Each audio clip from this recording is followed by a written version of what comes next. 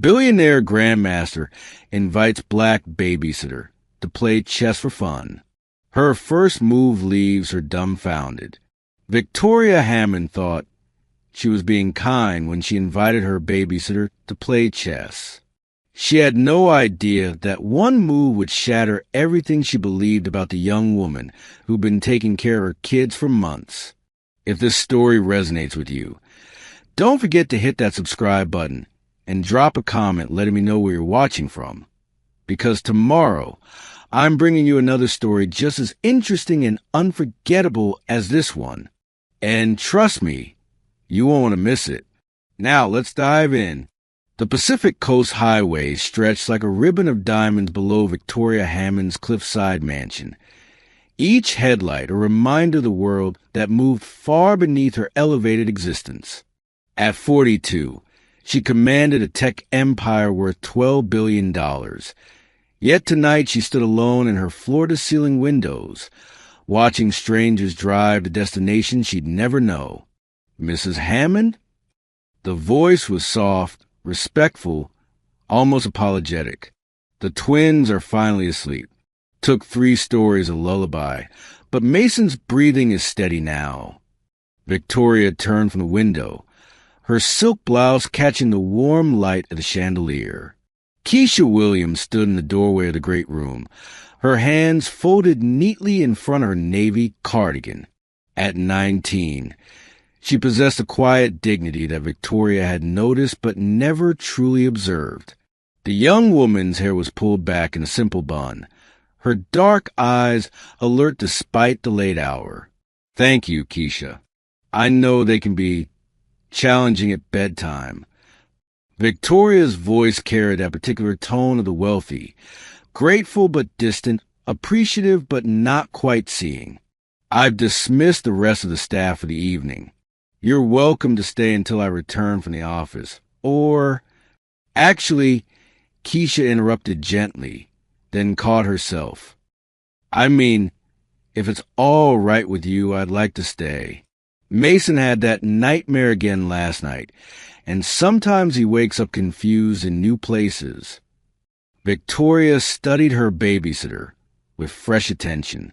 Most of the help was eager to leave once their duties ended, but Keisha often lingered, genuinely concerned about the children's well-being. It was unusual. Of course, I'll be working late anyway. Victoria moved toward her home office, then paused. Something about the empty house, the quiet evening, made her feel more isolated than usual. Are you hungry? Rosa left dinner in the warming drawer. Thank you, but I ate earlier. Keisha's smile was polite, but genuine. I'll just wait in the kitchen if that's all right. Victoria nodded, but instead of heading to her office, she found herself lingering. The house felt too quiet, too large.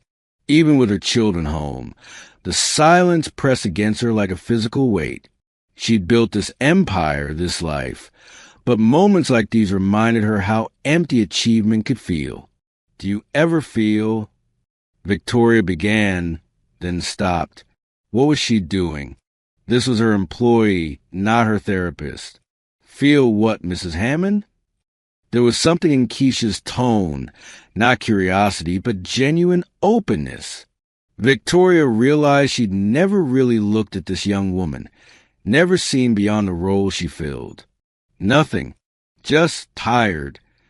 Victoria turned back toward her office, but her feet wouldn't carry her there. Actually, Keisha, do you play chess? The question surprised them both. Victoria wasn't sure why she'd asked it, and Keisha's reaction, a quick flicker of something across her features, suggested the answer might be more complicated than yes or no. Chess. Keisha repeated carefully. I have a beautiful set in the living room. Italian marble, hand-carved. I never get to use it anymore. Victoria felt foolish explaining, but something about the evening made her want company. I thought, if you're staying anyway, maybe we could play? For fun. Keisha's hands tightened slightly at her sides. I I know how the pieces move. Perfect. I'll get some wine. Well, water for you, of course, and we can have a friendly game. Victoria was already moving toward the living room, missing the complex expression that crossed Keisha's face. It'll be nice to have some company. Have you ever underestimated someone based on first impressions? Share your thoughts in the comments below, and don't forget to subscribe for more stories that challenge our assumptions. The chess set dominated the center of the living room coffee table, its black and white marble pieces gleaming under the soft lighting. Victoria settled into the plush cream sofa, gesturing for Keisha to sit across from her. The young woman moved carefully, as if afraid to disturb the perfection of the space. "This is beautiful," Keisha said, her fingers hovering over the pieces without touching them. "My ex-husband gave it to me, about the only thing from the divorce I actually wanted." Victoria's laugh held no humor. "He said chess was too cerebral for me. Claimed I didn't have the patience for strategy." Keisha's eyebrows rose slightly. "And did you prove him wrong?" Well, I learned the basics. I play online sometimes." Victoria realized she was being more honest than usual. "Truth is, I'm probably not very good. But it's relaxing, you know? Focusing on something that has clear rules. Rules can be comforting," Keisha agreed quietly. Victoria poured herself a glass of wine from the bottle she'd brought over, then slid a crystal glass of sparkling water across the table. "So, you said you know how the pieces move?" "Yes, ma'am. Please call me Victoria, at least during chess." She smiled, feeling oddly nervous. "Would you like to play white or black?" "White, please." Keisha's voice was steadier now, though she still seemed to be holding something back. Victoria rotated the board, settling the white pieces in front of Keisha. "I should warn you, I might not be much competition. I tend to get distracted by, well, everything." Keisha's hands moved to the pieces, her fingers finding the white king and adjusting it slightly. The movement was precise, practiced. Sometimes the best games happen when you're not thinking too hard. "Is that your strategy? Not thinking?" Something like that. Keisha's smile was enigmatic as she surveyed the board. "Though my grandmother used to say chess isn't about the moves you make. It's about seeing the moves you don't make." Victoria felt a stirring of curiosity. "Your grandmother played?" "She taught me." Keisha's voice softened. "She said chess was the only game where being black didn't matter. The pieces start equal, and everything depends on what you do with them." The weight of that statement settled between them. Victoria sipped her wine, studying Keisha with new interest. There were layers here she'd never suspected, depths she'd never bothered to explore. That's beautiful," Victoria said finally. "I never thought about it that way. Different perspectives, I guess." Keisha's hand moved to the white pieces, hovering over them like a pianist preparing to play. "Should we start?" Victoria nodded, settling back into the sofa with her wine glass. She expected a tentative opening, maybe the standard pawn move she'd seen in online tutorials. She was prepared to be encouraging, patient, maybe even a little instructive. She was not prepared for what happened next. Keisha's hand moved with quiet confidence, lifting the white queen's knight and placing it on F3. The move was swift, sure, and entirely unexpected. Victoria blinked, staring at the board. The knight sat on F3, an unusual opening that she'd never seen before. It wasn't the standard E4 or D for that beginners typically played. This was sophisticated. "That's an interesting choice," Victoria said carefully, trying to mask her surprise. "The barn's opening," Keisha said simply, her voice giving nothing away. "Most people don't recognize it." Victoria's wine glass stopped halfway to her lips. The barn's opening. She'd heard of it vaguely from her online research. It was unconventional, risky, and required a deep understanding of chess theory to execute properly. Victoria started, then stopped. She looked at Keisha again, really looked, and saw something she'd somehow missed for months. This young woman wasn't just making a random move. She was playing chess. Real chess. Your move, Keisha said quietly, and Victoria caught something in her tone that made her pulse quicken. This wasn't going to be the casual, friendly game she'd imagined. This was going to be something else entirely. Victoria stared at the board, her wine glass suspended in midair. The knight on F3 seemed to pulse with possibility, its carved marble head pointing toward her side of the board like an accusation. She'd expected a timid pawn push, maybe 1.e4 or 1.d4, the safe, predictable moves that beginners learn from YouTube videos. Instead, Keisha had opened with 1 and F3, the barn's opening, and delivered it with the casual confidence of someone who understood exactly what she was doing. Victoria set down her wine glass, her mind racing. That's quite an opening. You don't approve? Keisha's voice was neutral, but Victoria caught something underneath, a testing quality, as if she were watching for Victoria's reaction. No, it's just unexpected. Victoria's fingers hovered over her pieces. She knew enough about chess to recognize that this wasn't beginner's luck. The barn's opening required understanding of tempo, piece development, and positional play. Where'd you learn that? My grandmother, like I said. Keisha's hands rested calmly in her lap, but Victoria noticed how her eyes never left the board. She believed in unconventional approaches. Victoria moved her pawn to e5, a standard response, but her mind was elsewhere.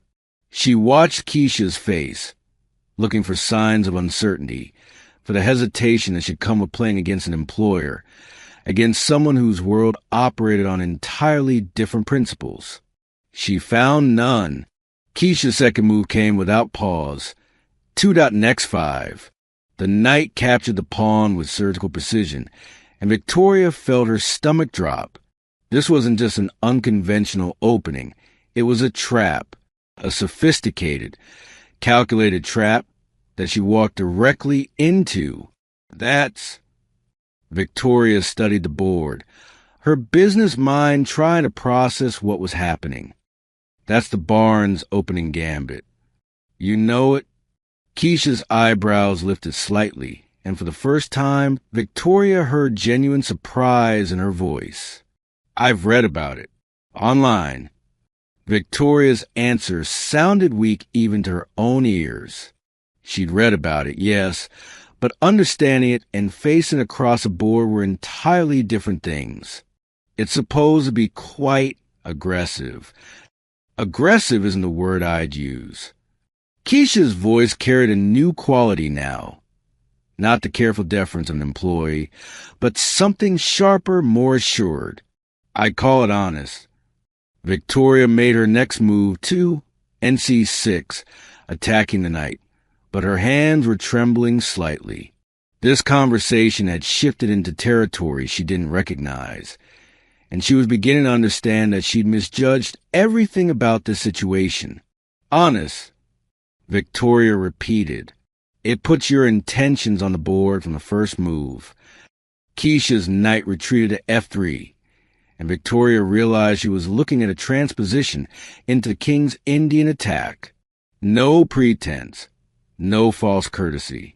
You're here to play chess, not to make friends. The words hung between them like a challenge.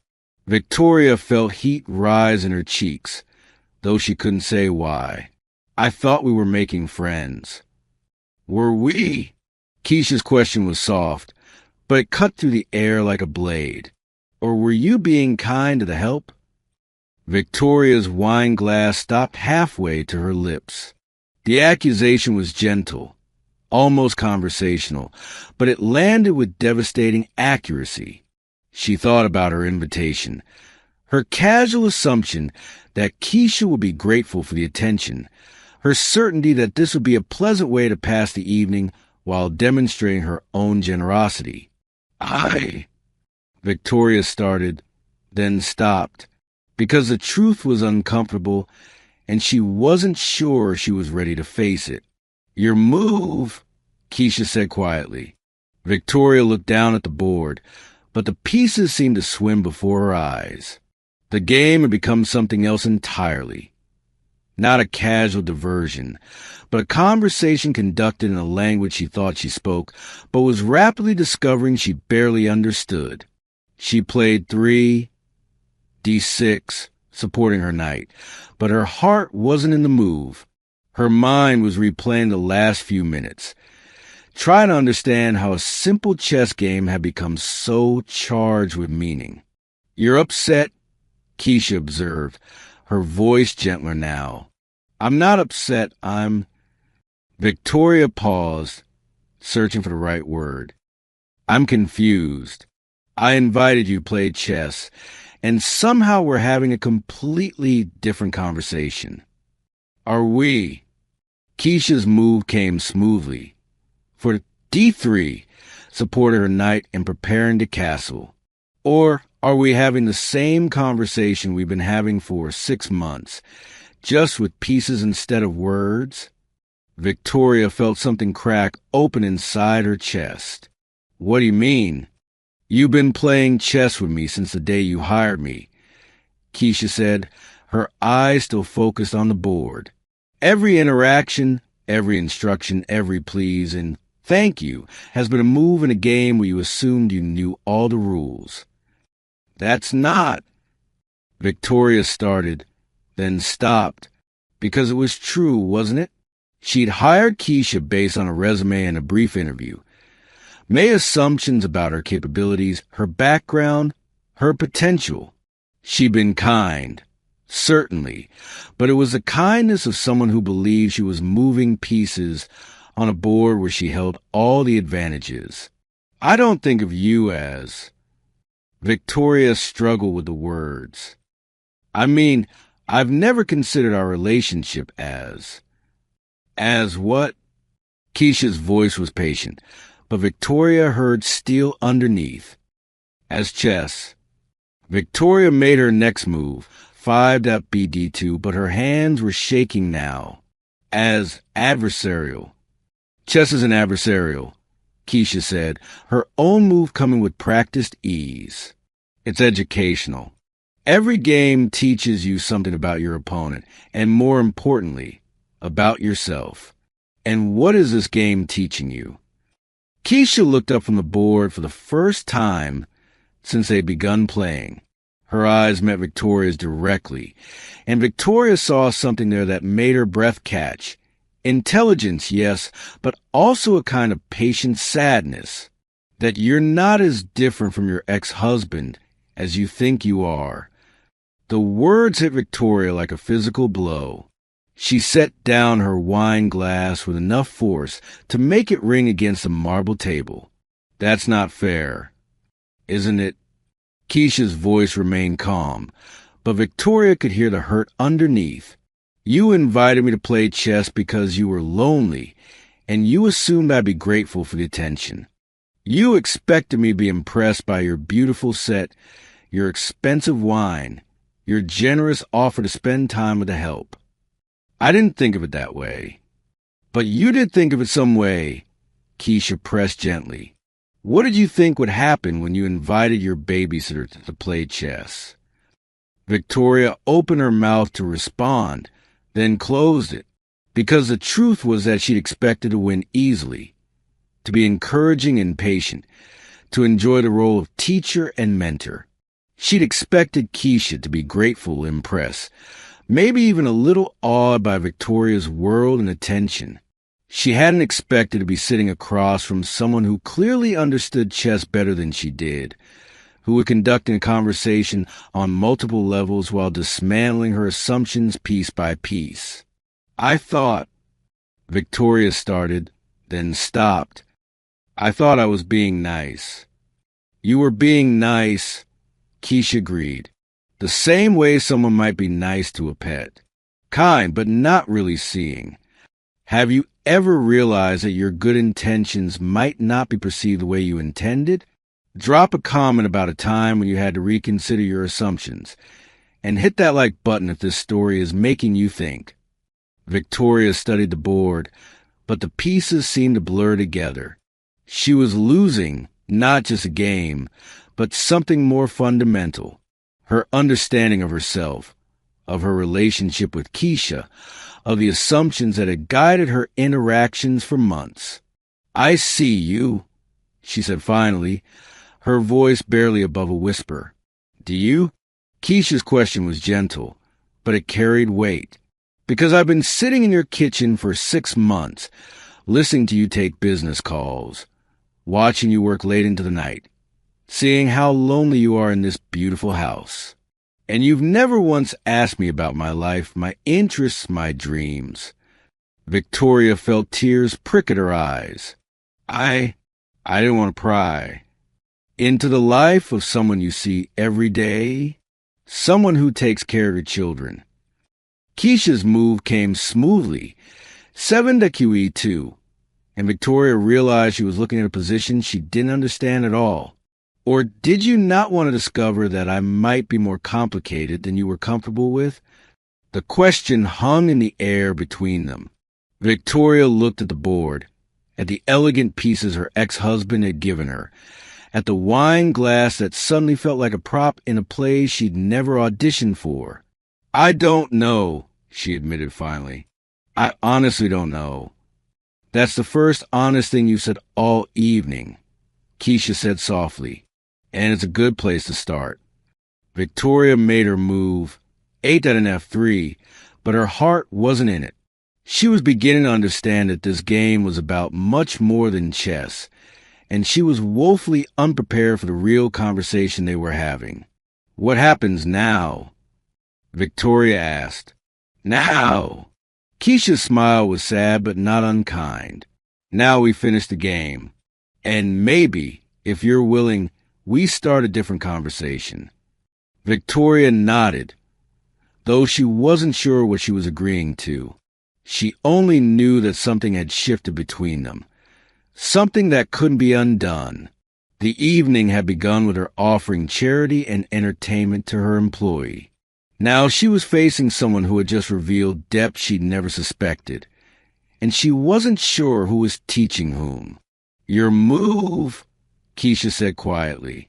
Victoria looked down at the board, but she was beginning to understand that the real game was just beginning. Victoria stared at the chess board as if it had personally betrayed her. The position was impossible. Her king trapped, her queen sacrificed, her entire strategy dismantled in 12 moves. 12. She'd been playing online chess for 3 years, had read books, watched tutorials, and prided herself on her logical mind. Yet this teenager, this babysitter who cleaned up after her children and folded their laundry, had just delivered the most elegant checkmate Victoria had ever witnessed. I don't understand, Victoria whispered, her voice barely audible above the sound of waves crashing against the cliffs below. How did you? Keisha's hands were folded in her lap, her expression carefully neutral. Lucky guess. Lucky guess. Victoria's laugh was sharp, edged with something between disbelief and embarrassment. That was the legal's mate. I've read about it, but I've never seen anyone actually execute it. She looked up at Keisha, her blue eyes searching. Who are you? The question hung in the air like an accusation. Keisha shifted uncomfortably, her shoulders tensing as if preparing for impact. I'm your babysitter, Mrs. Hammond. I should probably... No. Victoria's voice was firmer now, though confusion still colored every word. Don't. Just don't pretend that was beginner's luck. She gestured at the board with trembling fingers. You played that combination like you've done it 100 times. Keisha's dark eyes flicked toward the hallway, calculating the distance to the door. Maybe we should call a night. It's getting late and... Answer me. Victoria's tone carried the authority of someone used to being obeyed, but underneath lay something more vulnerable. How does my babysitter know advanced chess theory? The silence stretched between them, thick with unspoken truths. Victoria refilled her wine glass, the liquid sloshing more than necessary. She'd built her empire on reading people, on understanding their motivations and capabilities. How had she been so blind? I told you, Keisha said quietly. My grandmother taught me. Your grandmother taught you legals, mate? Victoria's voice rose slightly. She taught you opening theory and endgame combinations? What was she, a chess master? Keisha's jaw tightened. She was a custodian at a community center. She cleaned floors and emptied trash cans for 40 years.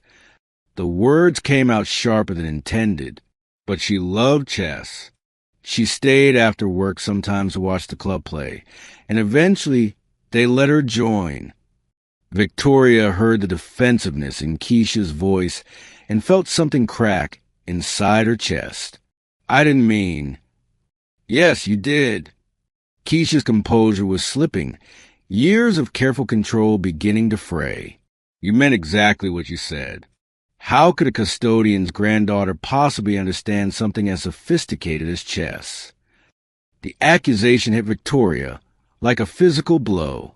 She opened her mouth to deny it, then stopped. Because Keisha was right. That was exactly what she'd meant, what she'd assumed. The realization made her stomach turn. That's not.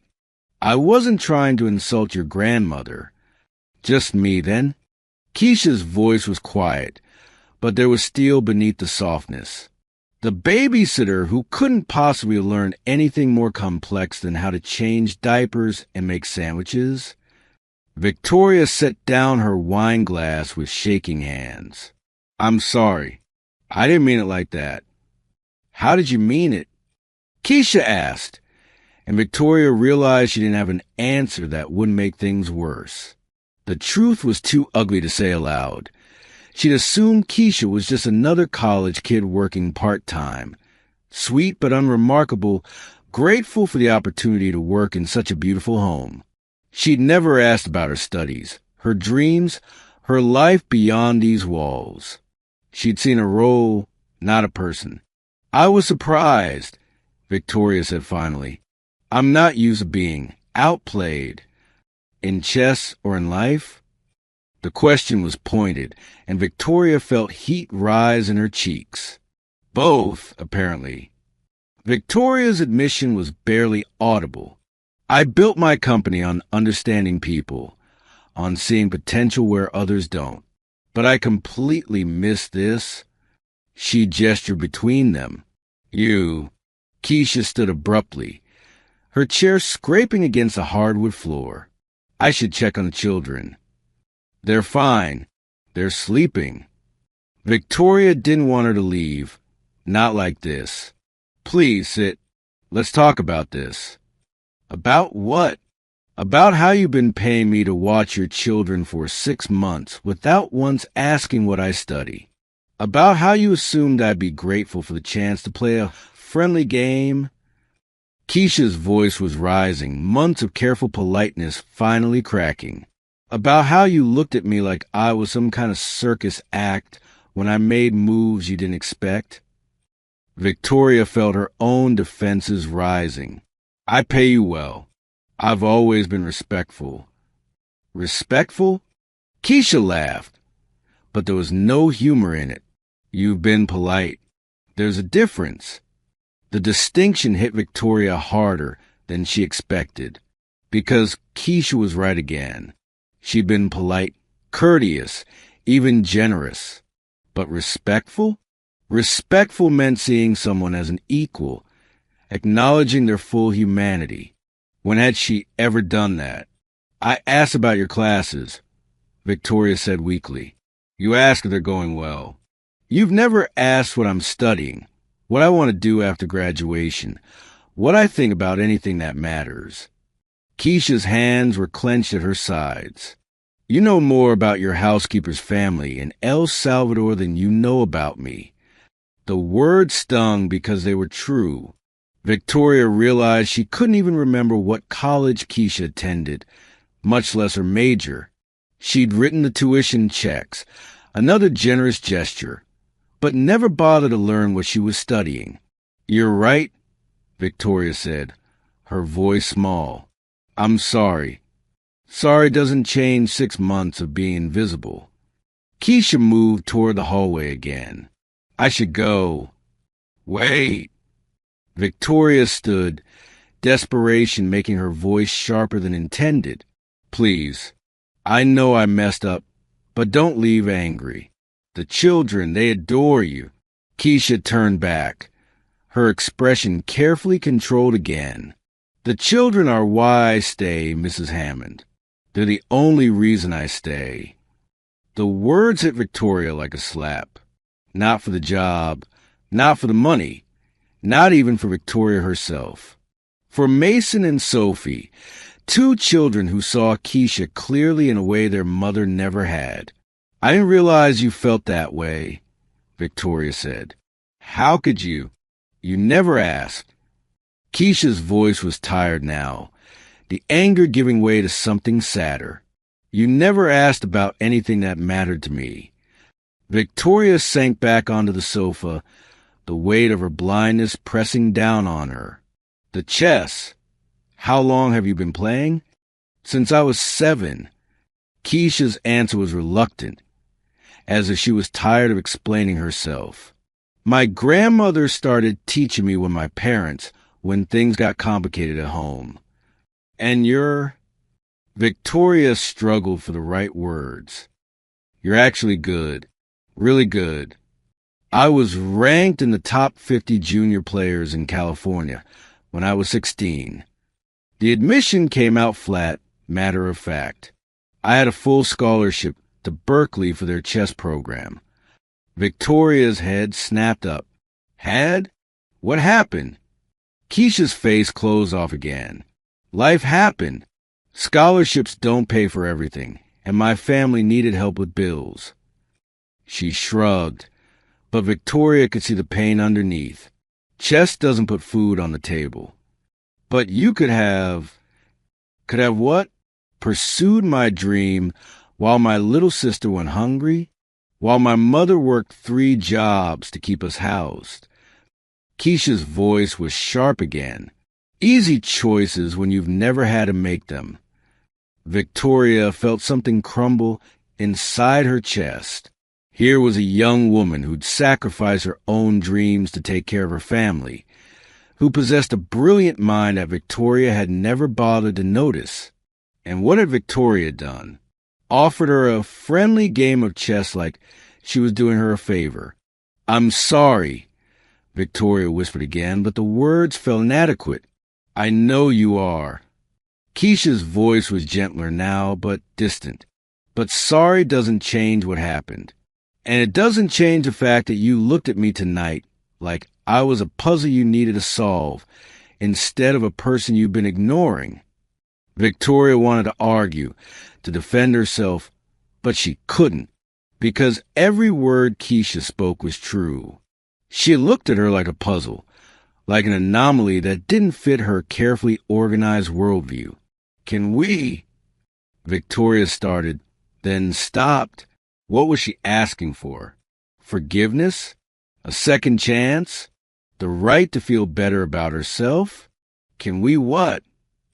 Keisha asked, but she was already moving toward the hallway.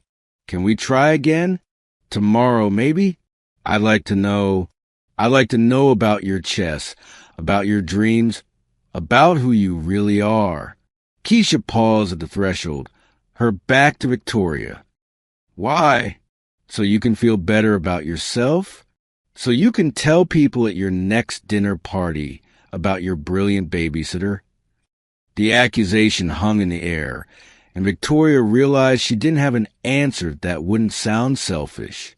Because part of her did want to feel better, did want to fix this uncomfortable truth about herself. Because I was wrong, Victoria said finally, and because you deserve better than being invisible. Keisha turned slowly, studying Victoria's face. Do you mean that? Yes.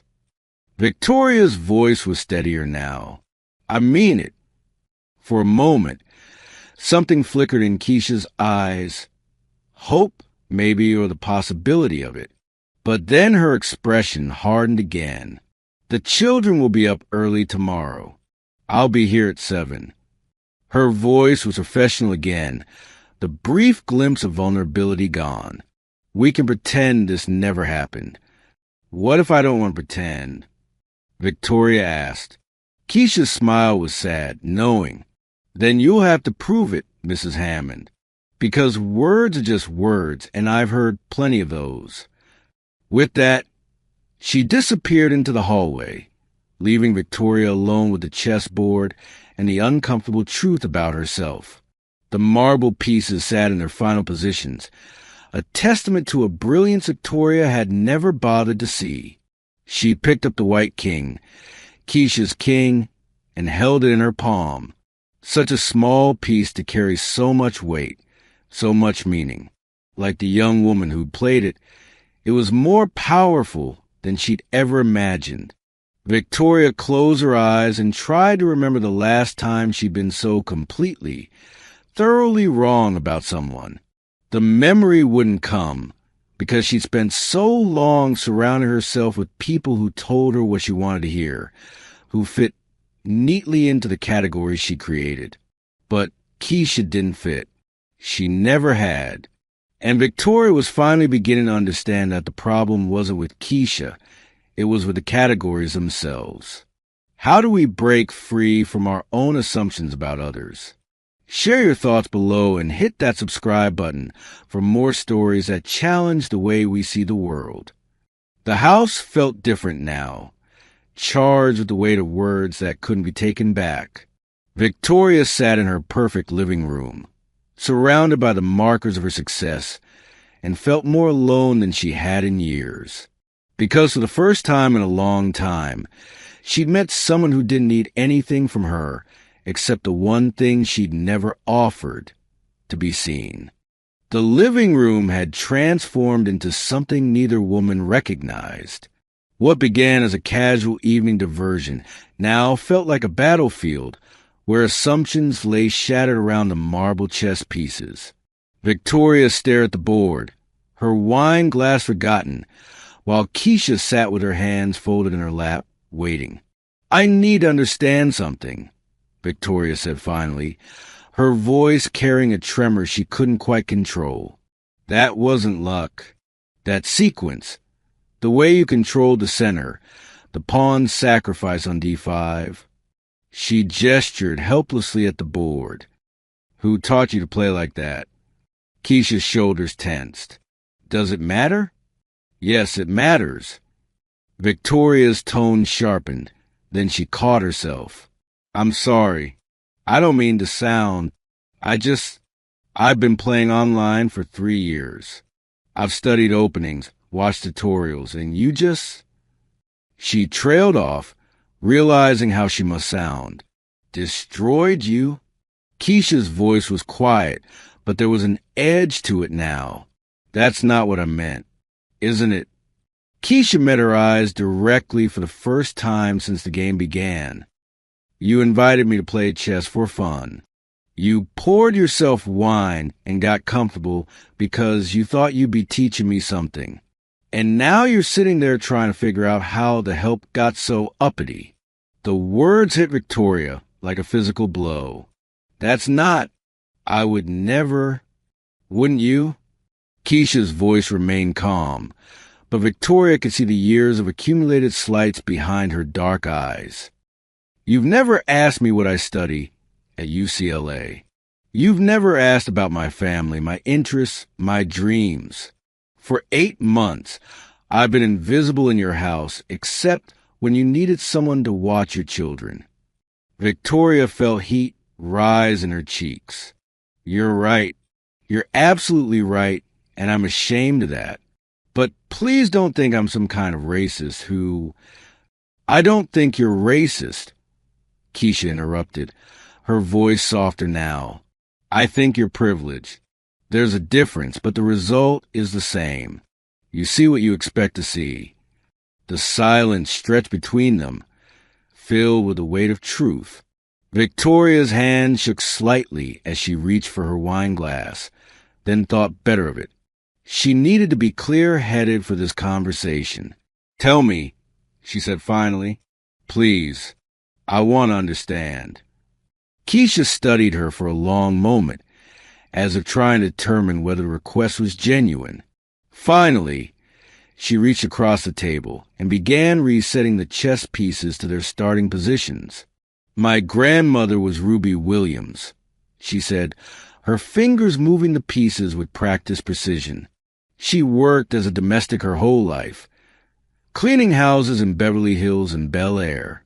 Every evening, she'd come home to our apartment in Crenshaw and teach me chess on a plastic set she bought at a garage sale. Victoria remained silent, sensing that interruption would break whatever spell was allowing Keisha to share. She was brilliant, Keisha continued. Never had the chance to finish high school, but she understood chess in a way that it was like watching someone speak their native language. She'd play games in her head while she cleaned, work out problems while she ironed other people's clothes. What happened to her? She died when I was 14. Stroke. Keisha's voice caught slightly. By then, I was already playing in tournaments. Nothing fancy. Community center competitions, school championships. But I was good. Really good. Victoria felt something shifting inside her chest, a recognition of loss she understood all too well. Did you win? I won everything I entered. For 3 years, I was a chess champion of every category I could compete in. Keisha's smile was sad. But tournament chess cost money. Travel, entry fees, coaching. And college, well, college was a priority. So you stopped playing? I stopped competing. I still play online sometimes, usually late at night when I can't sleep. But competitive chess? That's a luxury I can't afford. Victoria stared at the reset board, understanding flooding through her. You're not just good at chess. You're exceptional. I was exceptional, Keisha corrected. Now I'm just someone who remembers how to play. That's not true. Victoria's voice was firm. What you did tonight, that wasn't muscle memory. That was artistry. Keisha's hand stilled on the pieces. Why does it matter to you? The question hung in the air between them, and Victoria realized she didn't have a simple answer. Why did it matter? Because she'd been wrong about someone? Because she discovered hidden talent? Or because something about this young woman's story resonated with her own buried dreams? Because, Victoria said slowly, I've spent my whole life building walls between myself and other people. I tell myself it's about success, about staying focused. But the truth is, I'm lonely. And tonight, for the first time in years, I felt like I was having a real conversation with someone who saw through all my carefully constructed barriers. Keisha's expression softened slightly. Chess does that. It strips away everything except who you really are. Is that why you accepted my invitation? Even though you knew you'd probably beat me? I accepted because you asked, and because... Keisha hesitated. Because your children talk about you constantly. Mason especially. He worries that you work too much, that you don't have a friend to play with. Victoria's throat tightened. He said that. He's 6. He doesn't understand business empires or stock prices. He just knows his mama comes home tired and eats dinner alone. Keisha's voice was gentle. When you invited me to play chess, I thought maybe you needed a friend more than you needed to win a game. The words settled between them, like a bridge neither had expected to build. Victoria looked at this young woman, really looked, and saw not just exceptional chess skill, but kindness, wisdom, and a generosity of spirit that humbled her. I didn't need a friend, Victoria admitted. I just didn't realize it until tonight.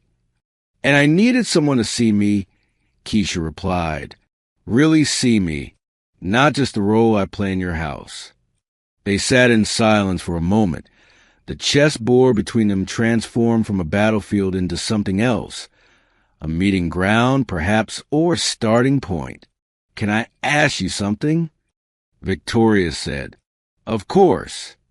When you made that opening move, the Barnes opening, were you testing me? Keisha's smile was the first completely unguarded expression Victoria had seen from her. Maybe a little. I wanted to see if you'd recognize it, if you'd realize that I wasn't just moving pieces randomly. And when I didn't, I was disappointed, but not surprised. Keisha's honesty was gentle but unflinching. People see what they expect to see. You expected to teach me chess, so that's what you prepared for. Victoria nodded slowly. What if we started over? Not just a game, but this, us. What if I stopped expecting and started discovering? What are you suggesting? I'm suggesting we play another game. But this time, I want to play against the real Keisha Williams. The chess champion, the UCLA student, the woman who sees through people's barriers. Victoria's voice grew stronger. And maybe you can play against the real Victoria Hammond. Not the billionaire CEO, but the woman who's forgotten how to connect with people. Keisha studied her for a long moment. That's a dangerous game. Why? Because once you really see someone, you can't unsee them. Your whole world changes. Victoria reached across the table and moved her king's pawn forward 2 squares. Then let's change the world. Keisha's smile was brilliant as she mirrored the move. All right, Victoria Hammond, let's play chess. But as their hands moved across the board, both women knew they were playing for much higher stakes than any game. They were playing for understanding, for connection, for possibility that 2 people from completely different worlds could find common ground in the space between black and white squares. What assumptions have you made about people that turn out to be completely wrong?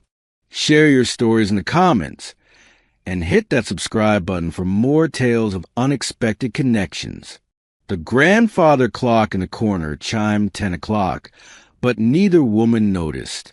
They were too busy discovering that the most important games aren't won or lost on a board. They're won in the moment when 2 people decide to really see each other. The grandfather clock in the corner chimed midnight as Victoria refilled her wine glass with slightly unsteady hands. For games, Keisha had won 4 games in a row, each victory more devastating than the last. The marble pieces seemed to mock Victoria from their positions. Her king toppled, her strategies dismantled with surgical precision.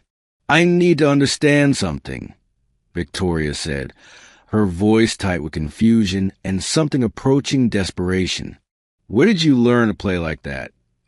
Keisha's fingers traced the edge of the marble board, her expression guarded. Like what? Don't. Victoria's word came out sharper than intended. Don't pretend you don't know what I'm talking about. That wasn't beginner's luck. That was masterful. The silence stretched between them, heavy with unspoken truths. Outside, the Pacific crashed against the cliffs below, a rhythmic reminder of forces beyond their control. You really want to know?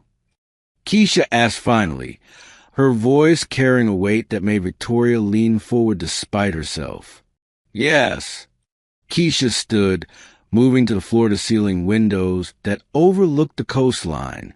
Her reflection merged with the darkness beyond, creating a ghostly double image. I was 7 when my grandmother first showed me how the pieces moved. We were living in a one-bedroom apartment in Compton, sharing space with my mother and my baby brother. Grandmother Rosa, not your Rosa, different Rosa. She cleaned houses during the day and played chess at night. Victoria felt something shift in her chest. She taught you? Every evening after dinner, we'd sit at this tiny folding table, and she'd set up this plastic chest that she'd bought at a garage sale. Half the pieces were missing. We used bottle caps and coins for the lost ones. Keisha's voice grew distant, remembering. She'd tell me stories about each piece, make them come alive. The queen was a warrior protecting her people. The knights were heroes on impossible quests. That sounds beautiful. It was... Keisha turned back to Victoria, her eyes reflecting the soft lighting. But it wasn't just stories. Grandmother Rosa had been playing chess for 60 years. She'd learned from her father, who'd learned from his father. She said chess was our family's secret language, a way to stay sharp when the world wanted to make us feel small. Victoria's wine glass sat forgotten as she absorbed this revelation. You were good, even then? I was obsessed. Keisha returned to the sofa, but didn't sit. Instead, she paced slowly, her hands gesturing as she spoke. By the time I was 10, I was beating every adult at the community center. My grandmother started taking me to tournaments in Los Angeles on weekends. Tournaments. Victoria's voice cracked slightly. Scholastic tournaments, mostly. I'd show up with my plastic pieces in a shoebox, surrounded by kids with $1,000 sets and private coaches. Keisha's laugh held no humor. You should have seen their faces when this little black girl from Compton started dismantling their strategies. Victoria felt a chill that had nothing to do with the ocean breeze. What happened? I won. A lot. Keisha's voice hardened. State championships, regional qualifiers. By the time I was 13, I was ranked in the top 10 for my age group in California. College recruiters started calling. College recruiters for chess? Full scholarships to Stanford, Berkeley, UCLA. They wanted me to play for their teams, study their programs. Keisha's pacing stopped. I had a future mapped out. Grandmother Rosa used to say I was going to be the first woman in our family to graduate college, maybe even become a grandmaster. Victoria's heart hammered against her ribs. What happened to that future? The question hung in the air like a challenge. Keisha stared at the chessboard, her jaw tight with old pain. Life happened, she said finally. Grandmother Rosa had her first stroke when I was 14. Mom was working 3 jobs just to keep us afloat, and suddenly I was the one taking care of everything. Tournaments cost money. Entry fees, travel, hotels. We didn't have any of that. But the scholarships require me to keep competing, keep winning. Keisha's voice grew bitter. Hard to maintain a ranking when you can't afford to enter tournaments. The coaches who've been so interested suddenly stopped calling. Turns out potential isn't worth much if you can't prove it consistently. Victoria felt sick. So you stopped playing? I tried to keep training on my own, but it's not the same. Chess at that level requires constant competition, analysis, coaching. I was playing online games and studying theory from library books while my former competitors had professional trainers and computer analysis. Keisha finally sat down, her shoulders sagging. By the time I was 16, I dropped out of the rankings completely. And your grandmother? Second stroke when I was 17. She needed full-time care, and Mom couldn't afford to quit her jobs. So I became the caregiver. Keisha's voice softened. I'd sit with her for hours, setting up the old chessboard, playing both sides of games she'd taught me. She couldn't speak anymore, but her eyes would light up when she saw me move the pieces. Victoria's throat tightened. When did she? Last year, February 12th. Keisha's voice was barely above a whisper. She held on just long enough to see me graduate high school. I promised her I'd find a way to go to college, make something of myself. Is that why you're working as a babysitter? I'm saving every penny I can. Community college first, then maybe transfer to a 4-year school. It's not Stanford, but it's a start. Keisha looked up at Victoria, her eyes bright with unshed tears. I keep the chess skills sharp by playing online when I can afford internet. But mostly I just remember what it felt like to be good at something. Victoria stared at this young woman, this brilliant, remarkable person she'd been blind to for months. Keisha, I had no idea. I'm so sorry. Sorry for what? You didn't know because I didn't tell you. I learned early that people make assumptions about what someone like me can do. It's easier to be underestimated than to disappoint. Have you ever discovered someone's hidden brilliance? Share your experiences in the comments and hit subscribe for more stories that reveal the extraordinary in the ordinary. The weight of Keisha's revelation settled over Victoria like a shroud. She thought about her own advantages. Private schools, tutors, opportunities handed to her simply because of where she'd been born and who her parents were. The contrast was devastating. Those games tonight, Victoria said slowly. You were holding back, weren't you? Keisha's smile was sad. I was trying to make it fun for you. But then you asked about strategy, and I started playing a little more seriously. Old habits. A little more seriously? Victoria's voice rose. You destroyed me for games in a row. You made me look like a child. I'm sorry. I should have. No. Victoria stood abruptly, pacing to the window. Don't apologize. Don't you dare apologize for being brilliant. She turned back to Keisha, her eyes blazing. Do you understand what you've been doing? You've been hiding this incredible gift, this amazing talent, because the world failed you. The world didn't fail me. I just didn't have the resources to compete. That's the same thing. Victoria's voice cracked with emotion. You should be playing professionally, coaching, teaching. You should be using this gift, not hiding it while you change diapers and make sandwiches for my children. Keisha's face hardened. There's nothing wrong with the work I do. I love your children. I'm proud of the job I do for you. That's not what I meant, isn't it? Keisha stood, her composure finally cracking.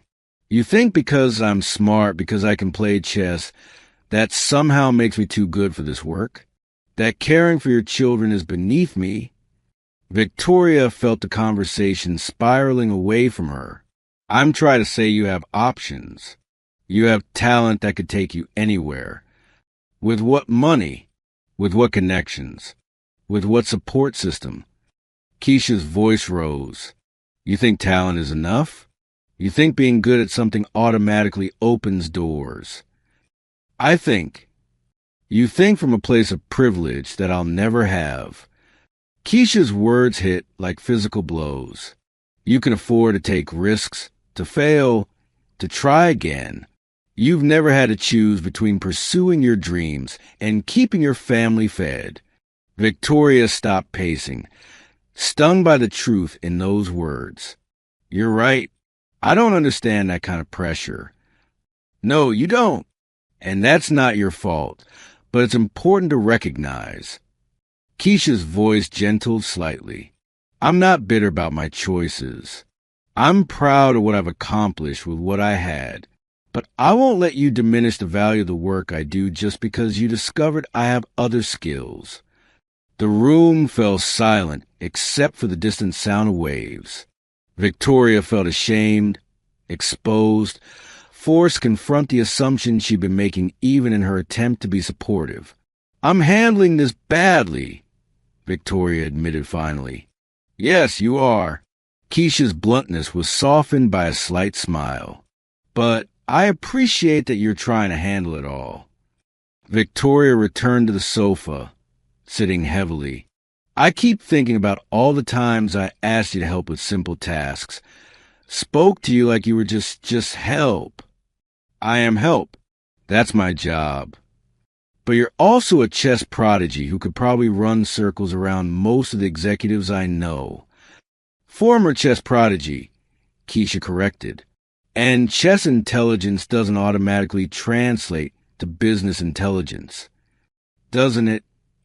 Victoria leaned forward. "Strategy, pattern recognition. Thinking 10 moves ahead, reading your opponent. That sounds like business to me." Keisha was quiet for a long moment, considering. "I suppose there are similarities." "More than similarities. You've been studying me, my children, my household, adapting your approach based on what works and what doesn't. That's exactly what I do in boardrooms." "Maybe." Keisha's voice was thoughtful. "But boardrooms require more than intelligence. They require confidence, connections, credentials. Things I don't have." Victoria felt something crystallizing in her mind, a possibility that excited and terrified her in equal measure. What if you could have them? "What do you mean? What if there was a way to get you back into competitive chess? Real competition with proper support?" Keisha's eyes widened. "Victoria, that's impossible. I'm years behind and I can't afford." What if cost wasn't an issue? The question hung between them, loaded with possibility and danger. Keisha stared at Victoria as if seeing her for the first time. "You're not serious." "What if I am? Why would you?" Keisha shook her head. "You don't owe me anything. This is my life, my choices. Maybe it's not about owing. Maybe it's about recognizing waste when I see it." Victoria's voice grew stronger. "I built my career on identifying overlooked assets, undervalued opportunities. You represent both. I'm not an investment opportunity." "No, you're not. You're a person with extraordinary talent who deserves a chance to use it." Victoria paused. "But I'm also a businesswoman, and I can see potential that others have missed." Keisha was silent for a long time, her fingers absently moving chess pieces on the board. "Even if you're serious, even if you could help financially, I'm not the same player I was at 17. I'm rusty, out of practice. I'd need months of intensive training just to get back to where I was. So I probably fail. Spectacularly. Publicly." Victoria smiled. "Welcome to my world. I fail spectacularly and publicly about twice a week. The difference is I've learned that failure is just expensive education. Easy to say when you can afford expensive education. True, but that's exactly why I'm offering to help. I can afford the risk. You can't.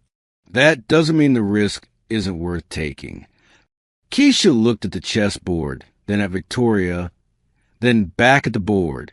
"You don't really know me. What if I'm not worth the investment? Tonight, you showed me chess brilliance that took my breath away. More than that, you showed me integrity, loyalty, and grace under pressure. If those aren't worth investing in, nothing is. And if I say no..." Victoria felt her heart sink slightly. "Then you say no. Nothing changes. You keep caring for my children. I keep appreciating the work you do. And we both pretend this conversation never happened. But you'll always wonder." "Yes, and you'll always wonder too." Keisha stood, moving to the window again. Her reflection looked back at her, and Victoria could see the internal struggle playing out on her features. "I want to keep working," Keisha said finally. "At least part-time. I need the income. And I meant what I said about loving your children." Victoria's pulse quickened. "Of course. And I want to pay you back. Every penny. With interest. Keisha, those are my terms. If you're going to help me, it's a loan, not charity. I pay it back when I can." Victoria nodded, afraid to speak and break the spell. "And if I fail, if I crash and burn, embarrass us both, you don't get to say I told you so or treat me differently. Deal." Keisha turned from the window, her eyes bright with possibility and terror. "Then yes. God help us both, but yes." Victoria felt tears prick her eyes. Really? But I have one condition." "Anything." "Right now, tonight, I want to play you one more game. No holding back this time. I want to show you exactly what you're investing in." Victoria looked at the chessboard, then at Keisha, and felt something shift in her chest. Not just excitement, but recognition. She was looking at someone who would change her life. "Set up the board," she said. "Let's see what you can really do." The revelation hung between them like morning mist, delicate and transformative. Victoria sat motionless, her wine glass forgotten, staring at the young woman who had just shattered every assumption she'd held. Keisha's story echoed in the silence. The tournaments, the sacrifice, the brilliant mind hidden behind necessity. "You gave up everything," Victoria whispered, her voice thick with emotion she didn't expect. "For your family." Keisha's shoulders straightened slightly, a gesture Victoria now recognized as strength rather than deference. "I didn't give up anything. I chose differently.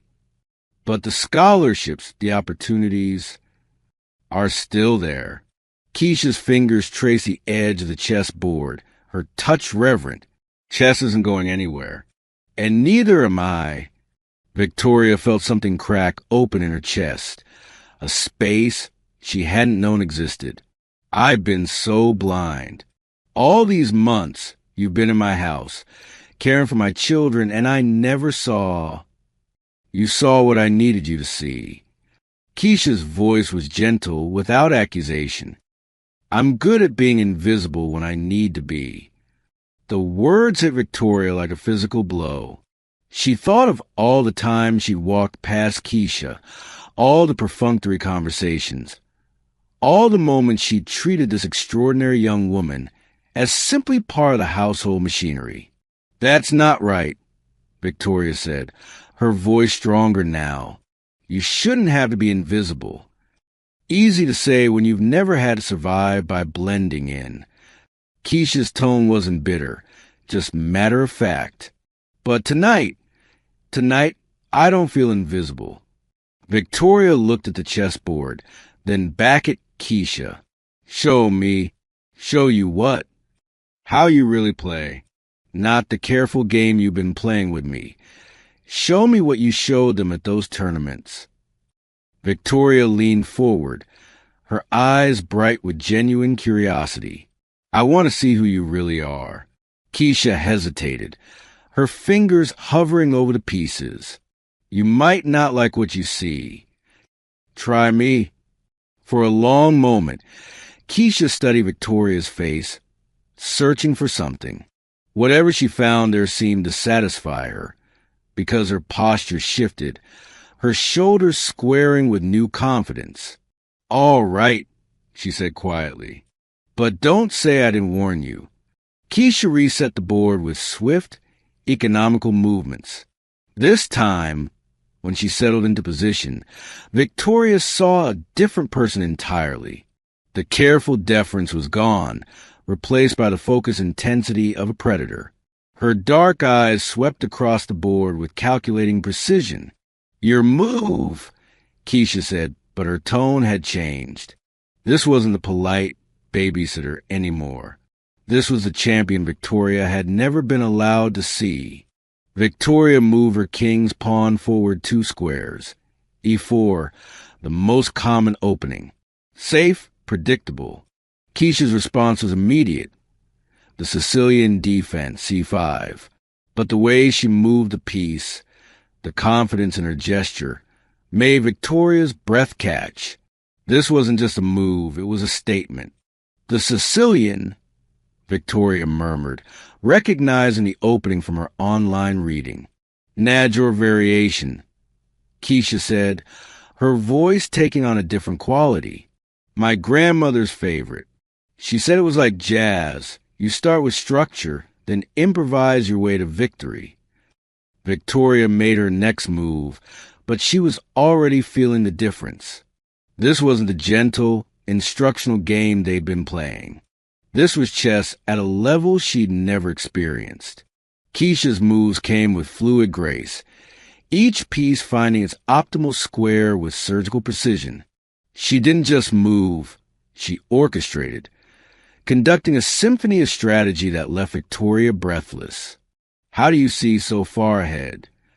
Victoria asked after Keisha executed a combination that left her king exposed and vulnerable.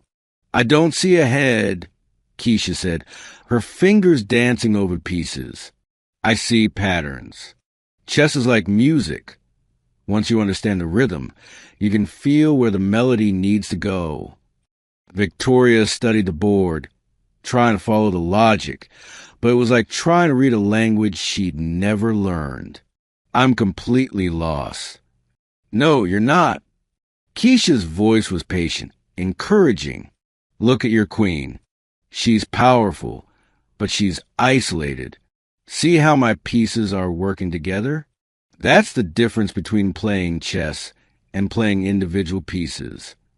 Victoria looked where Keisha pointed, and suddenly she could see it. The way Keisha's pieces formed a cohesive unit, supporting each other, creating threats that multiplied exponentially. It's beautiful. Victoria breathed. Chess is the most beautiful game in the world, Keisha said, her eyes lighting up in a way Victoria had never seen before. Every game is a story. Every move is a sentence. Every combination is poetry. Have you ever discovered a hidden talent in someone you thought you knew? Tell us about it in the comments. And don't forget to hit that subscribe button for more inspiring stories. As they played, Victoria began to see glimpses of the young woman she'd been blind to. The way Keisha's whole being came alive when she talked about chess strategy. The gentle way she explained complex concepts without condescension. The passion that radiated from her when she described her grandmother's teachings. Why didn't you tell me? Victoria asked as Keisha executed another devastating combination. All these months, why didn't you say anything? Keisha paused, her hand hovering over her knight. Would you have believed me? The question hit Victoria like a slap. She thought about her assumptions, her casual dismissal of Keisha's intelligence, her unconscious belief that brilliance looked a certain way. And it didn't look like a 19-year-old black babysitter from Compton. I don't know, Victoria admitted, the honesty painful. That's why I didn't tell you. Keisha's voice was gentle, but firm. People see what they expect to see. I learned early that it's easier to exceed expectations than to fight them. Victoria felt tears prick her eyes. I'm sorry. I'm so sorry I never saw you. You're seeing me now, Keisha said simply. That's what matters. They continued playing, but the game had become something else, a conversation, a bridge, a way of understanding each other that transcended words. Victoria found herself laughing when Keisha showed her a particularly elegant trap, gasping when she demonstrated a beautiful sacrifice. Your children are lucky, Keisha said as she moved her bishop into position for checkmate. They have someone who's willing to learn, to grow, to admit when they're wrong. They have you, Victoria said. Someone who sees their potential, who believes in them even when they don't believe in themselves. We all need someone like that, Keisha said, her voice soft with meaning. Victoria looked at this remarkable young woman, really looked, and saw not just intelligence, but wisdom, not just talent, but grace, not just skill, but soul. Checkmate, Keisha said gently, but her eyes weren't on the board. They were on Victoria, full of something that looked like hope. Beautiful, Victoria whispered, and she wasn't talking about the chess game. For the first time in months, Victoria didn't feel alone in her mansion. She felt seen, understood, connected to another human being in a way that had nothing to do with money or status or power. "Thank you," Victoria said, her voice thick with emotion. "For what?" "For trusting me enough to show me who you really are." Keisha smiled, and in that smile, Victoria saw the future, not just of their friendship, but the woman she herself could become if she was brave enough to keep learning, keep growing, keep seeing. The clock on the mantel chimed midnight, but neither woman moved to end the evening. They sat in the soft glow of the living room lights, the chess pieces scattered between them. Like bridge stones across a river, they both decided to cross. "One more game?" Victoria asked, and her voice held a note of something she'd forgotten she could feel. Joy. The following Tuesday arrived with December's first real cold snap hitting Los Angeles, and Victoria found herself checking her watch every few minutes. Keisha would arrive at 6:30, as she had for the past 3 weeks, and they'd settled into their routine. Chess after the children were asleep, conversations that stretched past midnight, a connection that had become the brightest part of Victoria's week. But today felt different. Today, Victoria's board of directors was meeting in her home office, and the weight of their upcoming merger discussions pressed against her chest like a stone. "Victoria, we need to discuss the optics of this Hamilton partnership," announced Margaret Whitfield, the silver-haired board member who'd been Victoria's mentor for 15 years. "There are concerns about cultural integration, and frankly, about whether their management team can adapt to our standards." Victoria nodded absently, her mind already drifting to whether Keisha would want to analyze the Queen's Indian defense tonight. They'd been working through complex positional theory, and Keisha's insights had been, "Are you listening?" Margaret's voice cut through her thoughts. "This is about a $2 billion acquisition, not whatever domestic situation you're distracted by." Heat flashed across Victoria's cheeks. "Of course I'm listening." "Continue." For the next hour, the discussion grew increasingly pointed. Board members questioned whether the predominantly Asian management team at Chin Technologies could fit with Hammond Industries' culture. The language grew more coded, more careful, but Victoria recognized the undertones. She'd heard them before, in different contexts, about different people. "We need to be strategic about integration," said Robert Sterling, adjusting his gold cufflinks. "These people have different work styles, different priorities. We can't just assume they'll adapt to our way of doing things." "Their quarterly reports show exceptional performance," Victoria countered, but her voice lacked conviction. "Numbers don't tell the whole story," Margaret replied. "Cultural fit matters. We've built something here, a certain standard, a certain type of person who thrives in our environment. We can't risk diluting that." The doorbell rang at precisely 6:30, and Victoria's heart lifted despite the tension in the room. Through the tall windows, she could see Keisha's silhouette, backpack slung over her shoulder, chess book tucked under her arm. "Who is that?" Robert asked, glancing toward the entrance. "My babysitter," Victoria said quickly. "She's here for the evening." "Interesting choice," Margaret murmured, watching as Keisha disappeared from view. "Very contemporary of you." Something in her tone made Victoria's stomach clench, but she pushed the feeling aside. She's excellent with the children. I'm sure she is, Margaret said, her smile sharp. Though I hope you're being careful. These young people today, especially from certain backgrounds, well, you can never be too cautious about who you let into your home. Victoria's mouth went dry. What do you mean? I'm just saying, with your position, your wealth, your influence, you're a target. And sometimes the people closest to us aren't who we think they are. Margaret's eyes glittered with something that might have been concern or might have been malice. I've seen it happen before. A young woman, struggling financially, gains access to a wealthy household, earns trust, and then what? Victoria's voice came out sharper than intended. Well, there are always opportunities for someone clever enough to exploit them.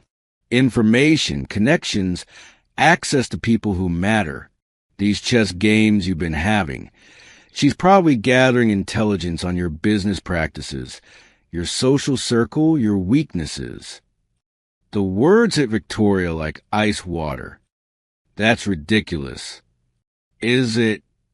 Robert leaned forward. You said she's exceptionally bright.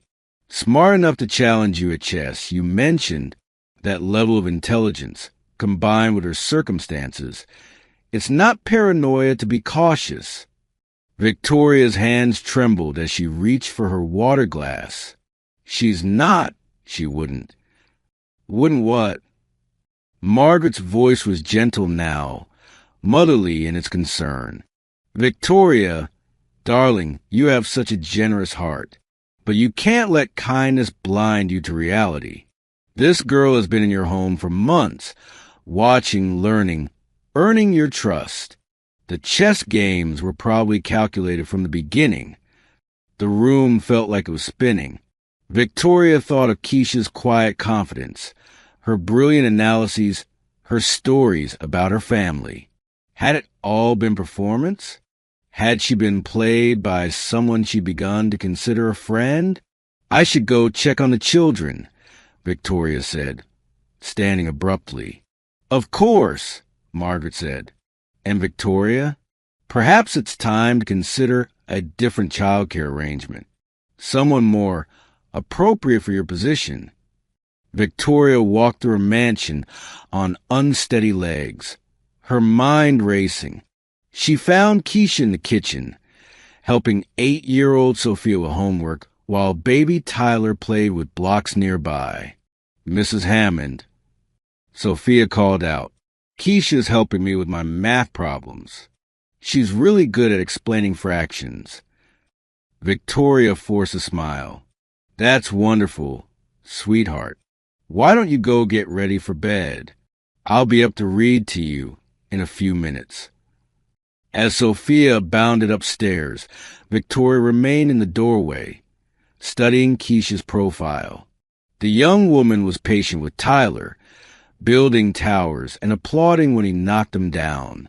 Her movements were natural, unstudied, but wasn't that exactly what made her so dangerous? Everything okay? Keisha asked, glancing up with those intelligent eyes that Victoria had come to treasure. You look upset. Just work stress, Victoria replied, her voice sounding foreign to her own ears. Board meeting ran long. Want to talk about it? Sometimes it helps to bounce ideas off someone outside the situation. The innocent offer felt like a trap now. Was this how it started? Casual questions about business. Innocent enough to seem natural, but designed to extract information? Actually, Victoria said, her throat tight, I think we should skip chess tonight. I'm exhausted, and I have an early morning. Keisha's face fell slightly. Oh, okay. Of course. I'll just get Tyler settled and head out. Actually, Victoria's voice came out harder than she intended. I think it might be better if we keep things more professional going forward. The chess games, the late-night conversations. is probably not appropriate given our working relationship. The words hung in the air like smoke. Keisha's hand stilled on the blocks she'd been stacking, and when she looked up, her eyes were wide with confusion and hurt. Did I do something wrong? Keisha's voice was small, uncertain. No, not wrong exactly. I just think we should maintain clearer boundaries. You're here to watch the children, not to socialize with me. Each word felt like swallowing glass, but Victoria pushed forward. Margaret's warnings echoed in her mind. Information, connections, access to people who matter.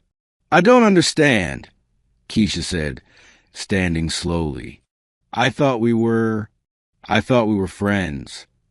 We're not friends, Victoria said, the lie burning her tongue. You work for me. There's a difference. The silence that followed was deafening.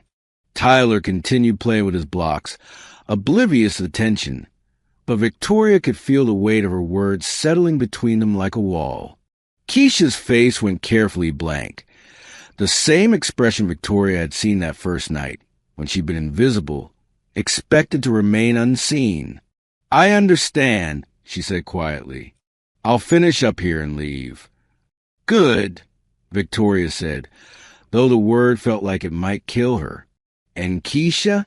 In the future, let's keep our interactions focused on the children. Nothing else. Victoria turned and walked away before she could see the full impact of her words on Keisha's face. She made it to her private bathroom before the tears came, harsh and bitter. In the mirror, she saw a woman she didn't recognize. Someone who let fear and prejudice poison the most genuine connection she'd had in years. Downstairs, she could hear the quiet sounds of Keisha gathering her things, saying goodbye to Tyler in her gentle voice. The front door closed with a soft click, and Victoria knew she just destroyed something precious. But Margaret was right, wasn't she? She had to be careful. She had to protect herself, her children, her company. She couldn't let kindness blind her to reality. Even as she told herself this, Victoria knew she'd just made the biggest mistake of her life. She let fear convince her to wound someone who'd never shown her anything but authenticity and respect. She'd become exactly the kind of person she'd always claimed to be better than. The chess set sat abandoned in the study, the pieces frozen in the middle of a game they'd never finish. Victoria stared at it through the doorway, remembering Keisha's delighted laughter when she'd found a particularly elegant solution to a complex position. What have I done? She thought, but it was too late. The damage was done, and she was alone again, exactly as she deserved to be. The next 3 days passed like a fever dream. Victoria threw herself into work with manic intensity, staying at the office until midnight, scheduling back-to-back meetings, anything to avoid the silence of her own home. But every evening, when she returned to mansion, the chess set in the study seemed to mock her with an abandoned game. She'd hired a new babysitter, Margaret's niece, a vapid 22-year-old named Brittany, who spoke in Valley Girl uptalk and spent most of her time on her phone. Sophia had asked twice where Keisha was, and both times Victoria had given vague answers about scheduling changes. The little girl's disappointed face haunted her dreams. On Friday afternoon, Victoria sat in her corner office on the 42nd floor of the Hammond Industries building, staring out at the sprawling city below. The merger documents with Chun Technologies lay spread across her mahogany desk, but she couldn't focus on the numbers. Margaret's words from that terrible Tuesday evening kept echoing in her mind. These people have different work styles, different priorities. The same ugly logic that had poisoned her thinking about Keisha was now being applied to an entire company of brilliant innovators. And she was going along with it. Her phone buzzed. A text from Brittany. Hey, Mrs. H. Sophia is asking for Keisha again. Should I tell her something or whatever? Victoria's, stomach clenched. She set the phone aside and tried to return to the contracts, but the words blurred together. Instead, she found herself remembering Keisha's face that last night, the way her expression had gone carefully blank, all warmth and intelligence hidden behind a mask of professional distance. You work for me. There's a difference. The cruelty of her own words made her wince. She'd seen the exact moment when Keisha had retreated into herself, when the young woman who'd shared stories about her grandmother's chess lessons had disappeared, replaced by someone who knew her place. A knock at her door interrupted her spiral. "Come in." Margaret entered, her silver hair perfectly styled, her expression pleased. "Victoria, darling, I wanted to check how you're adjusting to the new childcare arrangement." "It's fine," Victoria lied. "I'm so glad. And I hope you reconsidered the Chin Technologies merger. The board is unanimous in our concerns about cultural integration." Victoria looked at Margaret, really looked at her, and saw something she'd been blind to for 15 years. The careful way she spoke about cultural fit, the subtle emphasis on our kind of people, the satisfied expression when she successfully planted doubt about Keisha's motivations. "Margaret," Victoria said slowly, "what exactly did you mean when you said Keisha was gathering intelligence?" "Well, you know how these people are, always looking for an angle, an opportunity to advance themselves. It's not their fault. Really, it's just how they're raised. But we have to be realistic about their motivations." The words hit Victoria like a physical blow. These people. How many times had she heard that phrase over the years? How many times had she let it pass without challenge? "What people?" Victoria asked, her voice deadly quiet. Margaret's smile faltered slightly. "You know what I mean. People from her background. Different values, different priorities. We can't expect them to understand loyalty the way we do." "Her background," Victoria repeated. "You mean black. You mean poor. You mean she's not one of us." "I didn't say that." "You didn't have to." Victoria stood, her hands shaking. "You poisoned my mind against someone who never showed me anything but respect and kindness. You made me destroy a friendship because you couldn't stand the idea of me connecting with someone who didn't fit your narrow definition of acceptable." Margaret's face hardened. "I was protecting you. You were getting too close to the help, Victoria. It was becoming inappropriate." "The help?" Victoria's voice rose. "She has a name. She's a brilliant young woman who was teaching me things I never knew about chess, about resilience, about seeing beyond my own privilege. And I threw it all away because I let your bigotry contaminate my judgment." "Don't be naive," Margaret snapped. "You think she cared about you? She was using you, Victoria. Girls like that always are." "Girls like what?" Victoria's voice was ice. "Smart girls? Talented girls? Girls who work 3 jobs to support their families while maintaining a 4.0 GPA? Girls who see the world more clearly than we do because they've had to fight for everything." Margaret's mouth opened and closed like a fish. You can't be serious." "I've never been more serious." Victoria walked to her desk and picked up the Chin Technologies merger documents. "And I'm done listening to your coded language about cultural fit and our kind of people. We're moving forward with this merger, and if you can't support it, you can find another company to infect with your prejudice." "Victoria, you're making a mistake." "The only mistake I made was listening to you in the first place." Victoria's voice was steel. "This conversation is over, and so is your position on my board." Margaret's face went white. "You can't be serious." "I'm deadly serious. You have 24 hours to submit your resignation, or I'll have security escort you out. After Margaret left, Victoria sank into her chair, her whole body trembling. She'd just severed a professional relationship that had spanned 15 years. But for the first time in days, she could breathe clearly. Her phone rang. Sophia's school. Mrs. Hammond? This is Principal Rodriguez. I wanted to let you know that Sophia had a bit of a difficult day.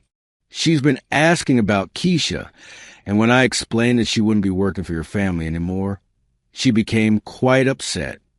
Victoria's heart clenched. Is she okay? She's fine physically, but emotionally, she's taking this hard. She mentioned that Keisha was helping her with math, and that she felt like Keisha really understood her. I think she saw her as more than just a babysitter. After ending the call, Victoria sat in her empty office as the sun set over Los Angeles. She thought about her daughter's tears, about the chess set gathering dust, about the way Keisha's face had lit up when she found an elegant solution to a complex problem. She thought about courage, the kind of courage Keisha had shown every day, navigating a world that expected less from her, hiding her brilliance to make others comfortable. And she thought about the cowardice she'd shown, letting fear and prejudice destroy something beautiful. Her phone buzzed again. A text from Brittany. Hey, so Sophia's like crying and asking for Keisha again. This is kind of awkward. Maybe you should come home? Victoria looked at the message, then at the city lights beginning to twinkle below. She thought about going home to comfort her daughter, about explaining why Keisha wouldn't be coming back, about pretending this was all normal and acceptable. Instead, she opened her laptop and began typing an email. Dear Keisha, I know I have no right to reach out to you after what I said, after how I treated you. I know I hurt you, and I know I probably destroyed any chance of earning your forgiveness. But I need you to know that everything I said Tuesday night was wrong. Not just tactically wrong, but morally wrong. I let fear and prejudice poison my judgment. I let other people's bigotry convince me that your intelligence and kindness were somehow calculated, that your friendship was performance. I became exactly the kind of person I always claimed to be better than. You deserve better from me. You deserve someone who saw your brilliance and celebrated it, not someone who let insecurity and bias turn gifts into threats. I'm not asking for your forgiveness. I don't deserve it, but I am asking for a chance to make this right. If you'll let me, not as your employer, but as someone who recognizes that she was wrong, who wants to learn from her mistakes, who hopes that genuine respect and apology might be enough to begin healing the damage I've done. Sophia is asking for you. She's crying, and she doesn't understand why you're not coming back. I don't know what to tell her, except that I made a terrible mistake, and I'm hoping you might be willing to give me a chance to fix it. If you're willing to talk, I'll be at Griffith Observatory tomorrow evening at sunset. There's a chess table near the main entrance. I'll be there waiting for as long as it takes. I'm sorry, Keisha. I'm so deeply sorry. Victoria. She read the email 3 times, her heart pounding. Then, before she could lose her nerve, she hit send. Now all she could do was wait, and hope that the brilliant young woman she'd wronged might be generous enough to give her a second chance. The community center on Vermont Avenue buzzed with quiet concentration on Saturday morning, December 21st. Victoria sat in her Tesla outside the building for 20 minutes, watching through the large windows as children and teenagers hunched over chessboards, their faces lit with the same intensity she'd seen in Keisha's eyes during their games. The Los Angeles Youth Chess Championship banner stretched across the front entrance, and Victoria's heart hammered against her ribs. She'd spent 3 sleepless nights crafting her apology, deleting draft after draft, knowing that words alone couldn't bridge the chasm she created. But this morning, she'd finally understood what she needed to do. Taking a deep breath, Victoria stepped out her car, the custom wooden chess set tucked under her arm, the same one where they'd shared their first game, their first real conversation, their first moment of genuine connection. Inside, the energy was electric. Young players from across the city had gathered for the tournament, and Victoria felt a surge of recognition as she spotted familiar tactical patterns being played out on dozens of boards. This was Keisha's world, the world Victoria had never bothered to ask about, never thought to explore. "Excuse me." Victoria approached the registration table, her voice uncharacteristically tentative. "I'm looking for Keisha Washington. I believe she's competing today." The elderly black man behind the table looked up from his clipboard, his eyes sharp and assessing. "And you are?" "Victoria Hammond. I was her employer." His expression cooled slightly. "Ah, the lady who broke that girl's heart." Victoria's cheeks burned. "I made a terrible mistake. I came here to apologize, to try to make things right." "Making things right ain't always possible, Miss Hammond. Sometimes damage is permanent." He studied her face carefully. "But Keisha's got a good heart. Maybe too good. She's playing board 7, if you want to watch. Tournament rules. No talking to players during matches." Victoria nodded gratefully and made her way through the crowded room. She found Keisha locked in concentration across from a boy who couldn't have been older than 16. Even from a distance, Victoria could see the elegance in Keisha's play, the same thoughtful precision that had captivated her months ago.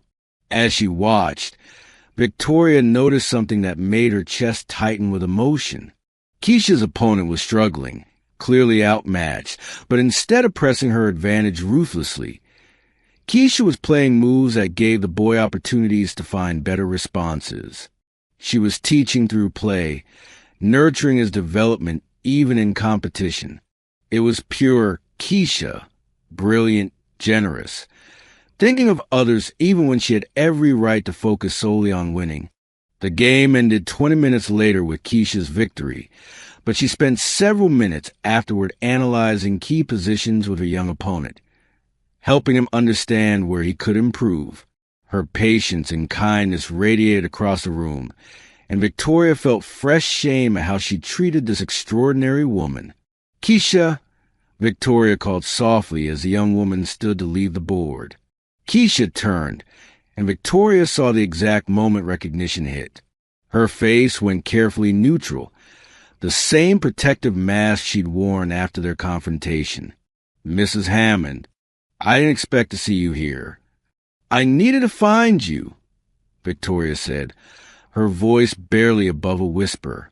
"I needed to apologize, to explain." "There's nothing to explain," Keisha interrupted, her tone polite but distant. "You made your position clear. I understand my place."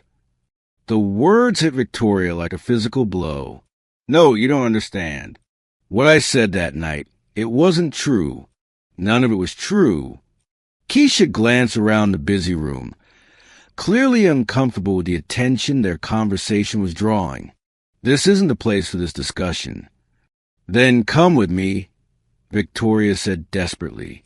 "Please, give me 5 minutes to explain what really happened." For a moment, Keisha's composure cracked, and Victoria saw the hurt she'd inflicted, raw and deep and devastating. "Why should I? So you can remind me again that I'm just hired help? That I was foolish to think we could be friends?" "Because I brought this." Victoria lifted the chess set, her hands trembling. "Because I spent the last week learning about your tournament record, your ranking, your coaching work with kids in your neighborhood. Because I'd fire my entire board of directors, and I'm here to ask for your forgiveness." Keisha's eyes widened. "You did what?" "I chose you," Victoria said simply. "I chose truth over prejudice, connection over comfort.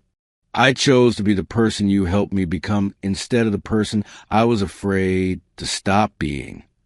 They stood in the middle of the bustling tournament room, the noise and activity swirling around them like a storm while they remained frozen in their own bubble of reckoning.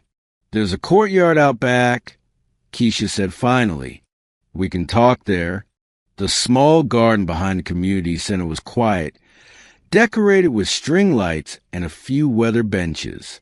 Victoria set the chess set on a picnic table and began arranging the pieces with shaking hands. "I was scared," she began, not looking up from the board.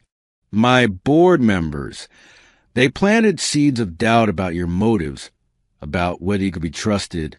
They made me question everything about our friendship, and I let them. Because I'm black," Keisha said quietly, "because I'm young, and I clean your house and watch your children." "Yes," Victoria admitted, the words scraping her throat raw. "Because of all those things, and because I was too much of a coward to examine my own prejudices until it was almost too late." She finally looked up, meeting Keisha's eyes. "But mostly because I was terrified that you were too good to be true, that someone as brilliant and kind as you couldn't possibly want to be friends with someone like me." "Someone like you?" Keisha's voice was soft, confused. "Someone lonely," Victoria whispered. "Someone who spent so many years building walls that she forgot how to let people in. Someone who's been successful at everything except being genuinely human."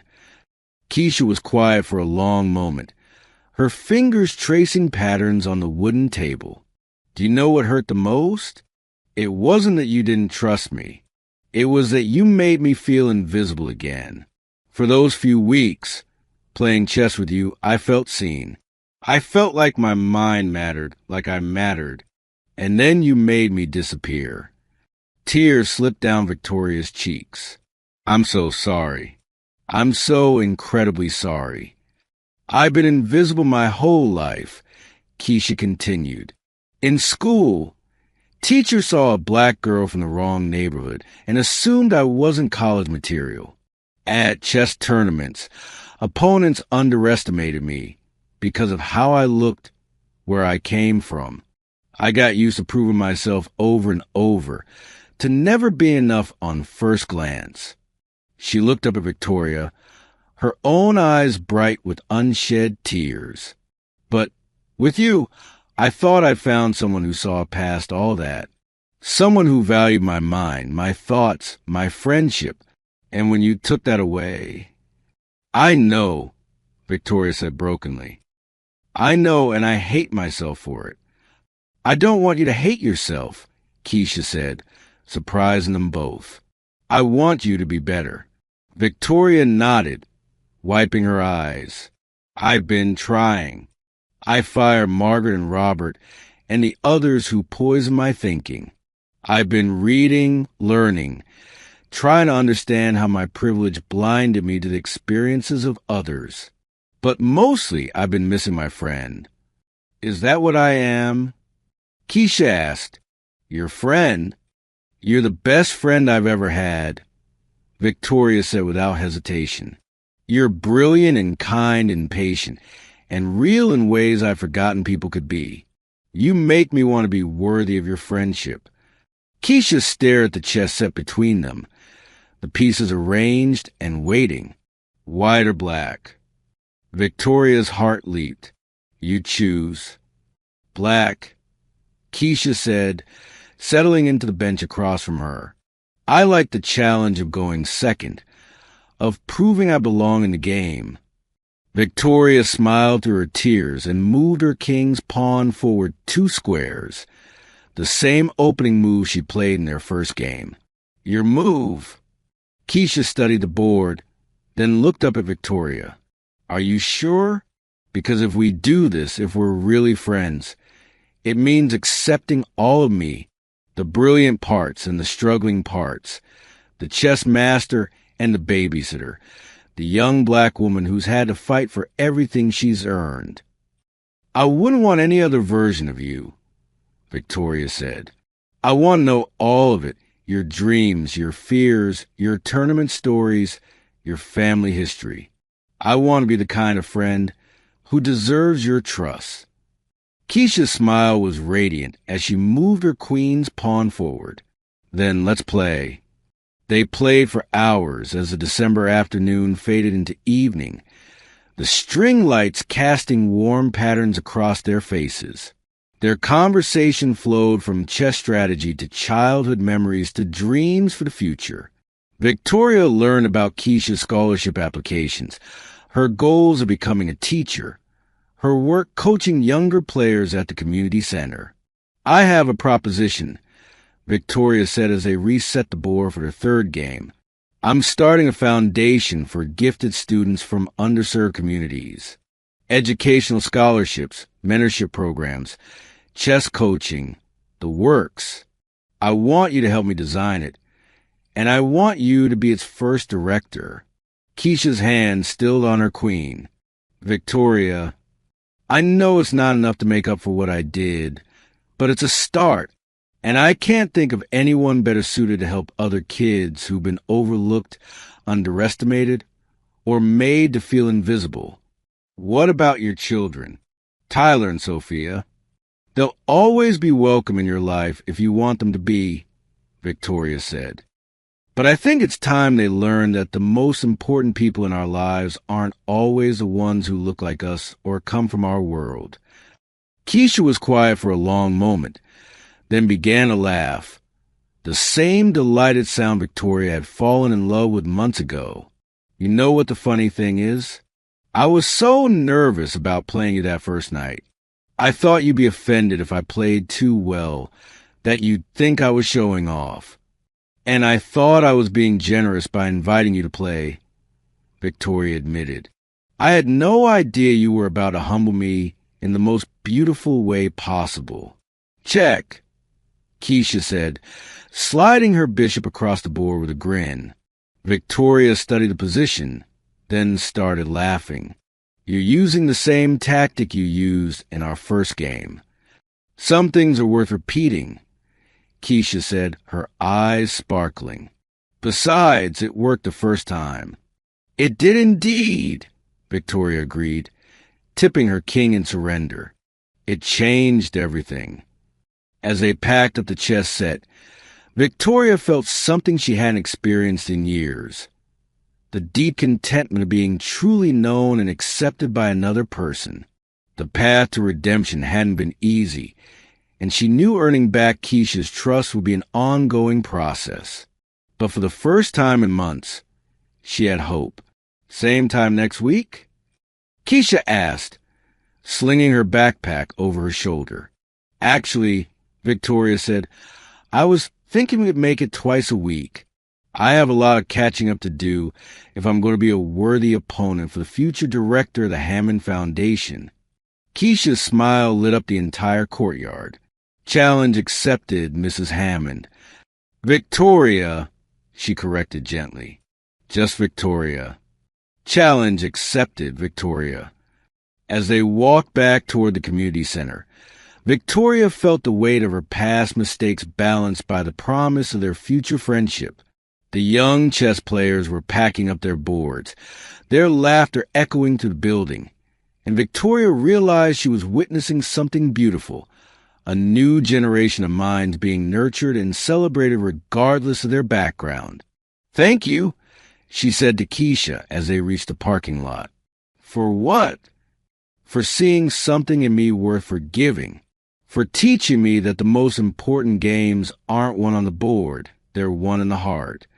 Keisha paused at her car, key in hand. You know what I learned from chess? The most powerful pieces aren't always the ones that look the most important. Sometimes a pawn can change the entire game. Victoria nodded, understanding the deeper meaning.